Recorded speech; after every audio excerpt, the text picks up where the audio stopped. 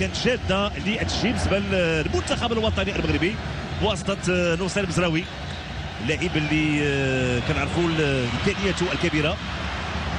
كذلك ازدواج يلعب صوره ادوار خطيره خطيره خطيره خطيره خطيره، لابد من ابعاد الكره.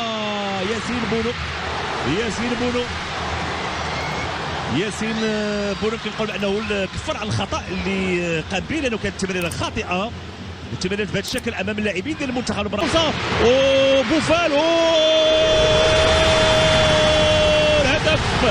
هدف اول لفائده المنتخب الوطني المغربي بواسطه سفيان بوفال. يضع كره في الشباك والهستيريا على مستوى المدرجات. فرحه كبيره للجماهير المغربيه. جوله اولى مثاليه. فرصه فرصه فرصه، فرصه اخرى لفائده المنتخب الوطني المغربي. عز الدين يسرى، فينيسيوس جونيور، فينيسيوس واشرف حكيمي. فينيسيوس جونيور كانت خطيره، اداء تسديده مشات فوق المرمى للفرحه اللي يقولوا كل المغاربه لعبت الكره. عز الدين أوناحي، أوناحي يمكن يرفع الكره بالفعل، ترفعت عز الدين أوناحي. شنو يعمل عز الدين أوناحي؟ تمريره، فرصه. سفيان بوفال ما تمكنش من التسديد وبالتالي كتضيع. ممتازه يعني القراءه ديال محاوله لفائده المنتخب الوطني المغربي في الوقت اللي كان تدخل ديال سفيان امرابط الحكم كيعلن خطا لفائده المنتخب. تدخل المنتخبين الى ارضيه الملعب في الوقت كنتابعوا هذه الاجواء الجميله هنا بطنجه. والوطني المغربي مره اخرى اشرف حكيمي، حكيمي حاول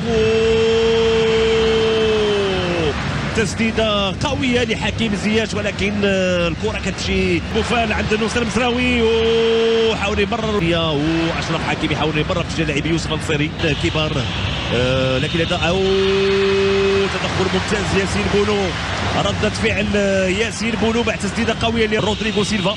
لعبت كره دائريه راسيه. اشرف حكيمي فرصه بيد المنتخب المغربي. انطلاقه على مستوى الوسط. سفيان امرابط، لاحظوا ثلاثه ديال اللاعبين. هناك خطا، هناك خطا واضح، خطا واضح. ولفائده المنتخب الوطني المغربي. بلال خنوس، بلال خنوس دخل داخل المنطقه البرازيلي. فرصه فرصه فرصه، عز الدين أوناحي وتدخل الحارس ويفرتون لبعاد الكره. عز الدين أوناحي، تسديد فينيسيوس جونيور، تدخل سفيان امرابط. دفاع دائما فرصه، تدخل وابعاد الكره. ممتاز غانم سيس يتدخل ويبعد الكره للزاويه خلال هذه النسخه العالميه. جونيور داخل منطقه الجزاء وخطيره، كانت خطيره هذه المحاوله. لعبت الكره دائريه، لابد من ابعاد الكره بالراس بالفعل. سانتوس وكذلك رودريغو. فرصه داخل منطقه الجزاء، تدخل منطقه الجزاء. لعبت الكره الراسيه خطيره خطيره، لابد من محاولة. تدخل رائع في الوقت اللي الحكم المساعد. رفعت الكرة داخل منطقة الجزاء. فرصة أخرى خطيرة في منطقة الجزاء. رفعت الكرة في القائم الثاني. تدخل أمام يوسف النصيري، خطيرة وهدف. هدف تعادل لفائدة المنتخب البرازيلي. هدف بواسطة العبيد كاسيميرو. ياسين بونو كان بامكانه انه يحصل الكره، ولكن الكره كتجاوز ياسين بونو وتعانق الشباك. هدف اول لفائده المنتخب البسيط بالنسبه للعناصر الوطنيه. لعبت كره دائريه، فرصه، تدخل. رفعت الكره داخل منطقه الجزاء، تدخل. فعل الكره خرجت. هذه يعطي ترفع كره، فرصه فرصه هدف، فرصه هدف. السلام عليكم، لا تنسوا الاعجاب بالفيديو والاشتراك في القناه تشجيعا لنا لنستمر بنشر المزيد إن شاء الله.